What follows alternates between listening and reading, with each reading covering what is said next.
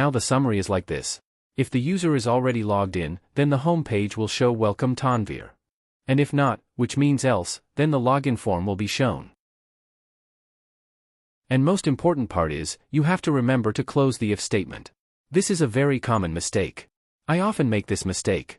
After the vid close tag, write end if inside the Django tag. It is basically the closing of this if tag. Let's check our login authentication. You must remember that we created a super admin user. So we will check the login feature with that user. We have written the if statement on the home page where we have defined the logic that if the user is logged in then the text Welcome Tanvir will be shown on the home page. And if the user is not logged in then the login form will be shown.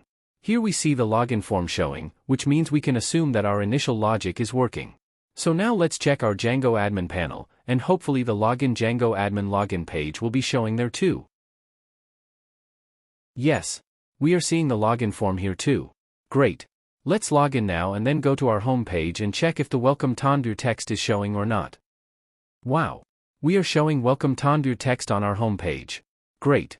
Our initial login logic implementation has been successful.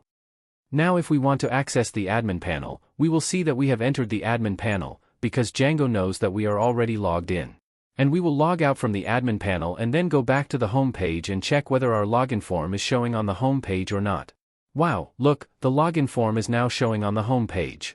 Because according to logic, the login form is supposed to be shown on the home page. Right? Now we will implement the login feature on the home page. So to do that, let's go to the view.py file and implement some logic in the home function. First things first, so we will first check if the user is already logged in or not.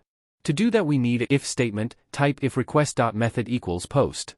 Now, assign the username value from the login form to the username variable. Now, like the username variable, we will also declare a variable for the password. If you look here, you will see that the value of username in this post array is actually referring to the username that we defined in the name property in our login form. The same thing has been done for passwords. Now we will declare an object named user to authenticate the user. If you notice here, I have already imported the Django authenticate class above. Now, we will pass the username and password with the request parameters in this user object.